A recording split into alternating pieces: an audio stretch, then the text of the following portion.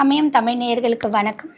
இன்றைக்கி நம்ம பார்க்க போகிற டாபிக் பார்த்திங்கன்னா எல்லாருக்கும் ரொம்ப கண்டிப்பாக இன்றைக்கி இருக்கிற அவசரமாக ஓடுற நேரத்துக்கு நம்மளுக்கு தேவையான டாபிக் வந்து ஸ்ட்ரெஸ்ஸு, மன அழுத்தம் பற்றி பார்க்கலாம். ஸோ மன அழுத்தம் ஃபஸ்ட்டு எதனால் வருது? ஸோ மன அழுத்தம் எதனால் உங்களுக்கு ஃபஸ்ட்டு வரும்னு பார்த்தீங்கன்னா, உங்களுடைய எக்ஸ்பெக்டேஷன். நம்ம எல்லாத்துலேயுமே வந்து ஒரு எதிர்பார்ப்பை வச்சுருப்போம், இப்படி தான் நடக்கணும் அப்படின்றது. ஸோ அந்த மாதிரி எக்ஸ்பெக்டேஷன் வச்சுருப்போம். அதே மாதிரி ஒரு விஷயம் வந்து பர்ஃபெக்டாக நடக்கணுன்ற பயம், இது வந்து நம்ம மைண்டில் இருக்கிற மாதிரியே.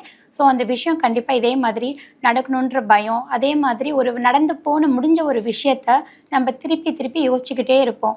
அந்த விஷயமும் வந்து நம்மளுக்கு டிப்ரெஷன் கொடுக்கும்.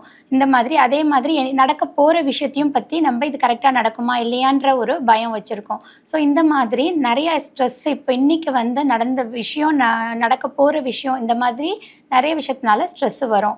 ஸோ அந்த ஸ்ட்ரெஸ்லேருந்து நீங்கள் எப்படி வெளியே வரலாம் அப்படின்றத பார்க்கலாம். ஸோ இன்றைக்கி வந்து ஸ்ட்ரெஸ் அதிகமாக இருக்குது அப்படின்னாலே உங்களோட மென்டல் ஹெல்த் கண்டிப்பாக பாதிக்கும். உங்களோட மென்டல் ஹெல்த் பாதிக்கும் போது உங்களோட பாடியில் இருக்கிற ஆர்கன்ஸ் எல்லாமே வந்து எல்லா ஹார்மோன் இம்பேலன்ஸும் ஆக ஆரம்பிக்கும். ஸோ ஆர்கன்ஸ் எல்லாம் இம்பேலன்ஸ் ஆகும்போது உங்களுடைய பாடியில் இருக்க மெயின் பார்ட்ஸ் எல்லாமே அதனுடைய ஃபங்க்ஷன் கம்மியாகும். ஸோ அந்த ஃபங்க்ஷன் கம்மியாகும்போது பாடியில் இருக்கிற உங்களுக்கு ரெகுலராக நடக்க வேண்டிய எல்லா ஃபங்க்ஷனுமே நம்மளுக்கு தடைப்படும். ஸோ இது பண்ணாமல் இருக்கணும் அப்படின்னாக்கா கண்டிப்பாக நம்ம ஸ்ட்ரெஸ் லெவலை கம்மி பண்ணணும். ஸோ இந்த மாதிரி ஸ்ட்ரெஸ் லெவல் டெய்லியும் உங்கள் மைண்டில் இருக்கும்போது உங்களுக்கு டே டு டே லைஃபே வந்து ரொம்ப பாதிக்கும். ஸோ புதுசாக உங்கள் பாடியில் வந்து பார்த்திங்கன்னா ஹெட்டேக் வரும், பசி இருக்காது, தூக்கம் இருக்காது கரெக்டாக. ஸோ இந்த மாதிரி நிறைய ப்ராப்ளம் வந்து உங்களுக்கு கொஞ்சமாக வர ஆரம்பிக்கும். ஃபஸ்ட்டு ஸ்டார்டிங்கில் உங்கள் ஸ்ட்ரெஸ்ஸில் இந்த மாதிரி இருக்கும்போது அதோட பாதிப்பு ரொம்ப தெரியாது, ரொம்ப நார்மலாக இருக்க மாதிரி தான் இருக்கும்.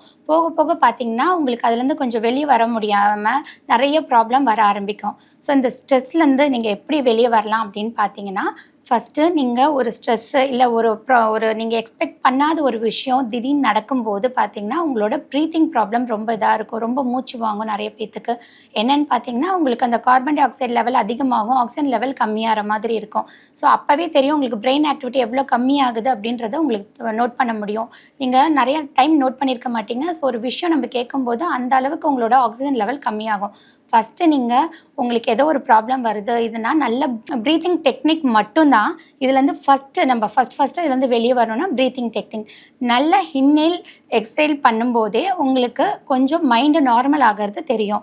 ஸோ நீங்கள் ஃபஸ்ட்டு இந்த மாதிரி ஏதோ ப்ராப்ளம் வருது, இல்லை எமோஷ்னலாக உங்களுக்கு வந்து மைண்டு வீக் ஆகுதுன்றப்போ நீங்கள் ப்ரீத்திங் டெக்னிக்கை ஸ்டார்ட் பண்ணணும். இது எப்படி பண்ணணும்னா, ஃபஸ்ட்டு இன்ஹேல் பண்ணுறது நீங்கள் ஒரு 10 கவுண்ட்டுக்கு நல்லா டீப் இன்ஹேல் பண்ணிங்கன்னா உங்களோட எக்ஸேல் வந்து வெளியே மூச்சுடுறது வந்து டபுள் தி அமௌண்ட் இருக்கணும். நல்ல கார்பன் டை ஆக்சைடு வெளியே போகும்போது நல்லா ப்ரீத் அவுட் பண்ணும்போது உங்களுக்கு பார்த்திங்கன்னா மைண்ட் ரிலாக்ஸாக இருக்கும்.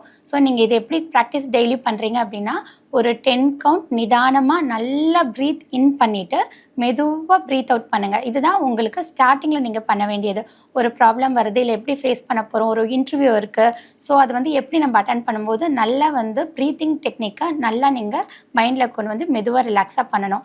அடுத்தது பார்த்திங்கன்னா, இந்த ஒரு ப்ராப்ளம் வந்துச்சு அப்படின்னா அதுலேருந்து வெளியே போகிறதுக்கு என்ன பண்ணலாம் அப்படின்னாக்கா உங்களுக்கு பிடிச்ச விஷயம் ஏதாவது ஒன்று இருக்கும். So diversion.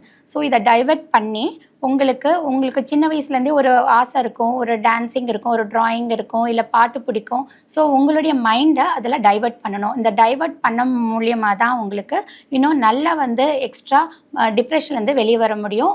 புதுசாக ஒரு வேர்ல்டு, உங்களுக்கு ஒரு புது உலகத்தை, உங்களுக்கு பிடிச்ச விஷயத்த என்ன இருக்கோ அதில் டீப்பாக நீங்கள் போகும்போது உங்களுக்கு இன்னும் மைண்டு வந்து ஃப்ரீயாக இருக்கும். இன்னொன்று, எமோஷ்னல் டைமில் எப்போவுமே வந்து நிறைய சாப்பிடணும்னு தோணும், அப்பிடைட் அதிகமாக இருக்கும், ஓவர் ஈட்டிங் இருக்கும், நம்மளுக்கு என்ன சாப்பிட்றோம் என்ன பண்ணுறோன்னே தெரியாது. ஸோ அந்த டைமில் நீங்கள் கொஞ்சம் செல்ஃப் கண்ட்ரோலாக உங்களுடைய டயட்லேயும் கொஞ்சம் கான்சன்ட்ரேட் பண்ணணும். ரொம்ப வந்து நம்ம என்ன பண்ணுவோம், ஜங்க் ஃபுட் சாப்பிட ஆரம்பிச்சிருவோம். ரொம்ப ஸ்ட்ரெஸ்ஃபுல்லாக இருக்கும்போது இப்போ சாப்பிட்டா கொஞ்சம் ரிலாக்ஸ் ஆகிற மாதிரி ஒரு ஃபீலிங் தான் இருக்கும். ஆனால் வந்து உண்மையாக சாப்பிட்டா நம்மளுக்கு ரெக்கவர் ஆகாது. நிறைய பார்த்திங்கன்னா ஸ்ட்ரெஸ்ஸில் இருக்கவங்க நிறைய பார்த்திங்கன்னா ஒபிசிட்டியில் இருப்பாங்க. என்ன ரீசன் பார்த்திங்கன்னா, டிப்ரெஷன் அப்போது நல்லா சாப்பிட்டா ஒரு ஃபுல்ஃபில் ஃபீலிங் இருக்கும் அவங்களுக்கு, சரி ரெக்கவர் ஆகிடும் அப்படின்றது. அது வந்து ஒரு பொய்யான ஒரு நம்ம இமேஜின் தான். ஸோ நம்ம என்ன பண்ணணும்னா, அந்த டைமில் கொஞ்சம் டயட்டில் கான்சன்ட்ரேட் பண்ணுறது. அதே மாதிரி ஃபிசிக்கல் ஆக்டிவிட்டி, எந்த அளவுக்கு நல்லா ஃபிசிக்கல் ஆக்டிவிட்டியில் கான்சன்ட்ரேட் பண்ணுறீங்களோ அப்போ வந்து நல்லா தூக்கம் வரும். உங்களுக்கு தூக்கம் கண்டிப்பாக டிஸ்டர்ப் ஆகிருக்கும். எந்த ஸ்ட்ரெஸ்லையோ இதில் இருக்கும்போது தூக்கம் டிஸ்டர்ப் ஆகிருக்கும். அப்போ நீங்கள் என்ன பண்ணால், ஒரு வாக்கிங்கோ மைல்டு எக்ஸசைஸோ இது வரைக்கும் ஆரம்பிக்கலைன்னா கூட ஒரு ஸ்ட்ரெஸ்ஸில் இருக்கும்போது ஒரு வாக்கிங் மைல்டு எக்ஸசைஸ் ஆரம்பிக்கும் போது நல்ல தூக்கம் வரும் உங்களுக்கு. ஸோ தூக்கம் இருந்தாலே வந்து உங்கள் மென்டல் ஹெல்த் கொஞ்சம் கொஞ்சமாக நம்ம நிதானமாக முடிவெடுக்கிற தன்மை நம்மளுக்கு வர ஆரம்பிக்கும். அப்போது நல்ல தூக்கம் ரொம்ப முக்கியம். ஸோ அதனால் எக்ஸசைஸ் உங்களுக்கு நல்ல தூக்கம் கொடுக்கும். ஸோ நல்ல ஸ்ட்ரெஸ்ஸில் இருக்கும்போது உங்கள் மென்டல் ஹெல்த்தை ஃபஸ்ட்டு எப்படி இம்ப்ரூவ் பண்ணலான்றது நீங்கள் தான் உங்கள் மென்டல் ஹெல்த்தை நல்லா இம்ப்ரூவ் பண்ணுறதுக்கான வழியை செய்யணும். ஃபஸ்ட்டு நல்ல ப்ரீத்திங் எக்ஸசைஸ் பண்ணுங்கள். அடுத்தது ஃபிசிக்கல் ஆக்டிவிட்டி. அதனால் நல்ல தூக்கம் வரும்போது இதுலேருந்து கொஞ்சம் கொஞ்சமாக நீங்கள் வெளியே வரலாம். ஸோ நான் சொன்ன இந்த டெக்னிக்ஸ் எல்லாமே நீங்கள் ரெகுலராக ஃபாலோ பண்ணணும். பண்ணிகிட்டே இருந்தீங்கன்னா நல்ல இதுலேருந்து வெளியே வரதை ரிலீஃப் ஆகுதை நீங்கள் தெரியலாம். Okay, thank you.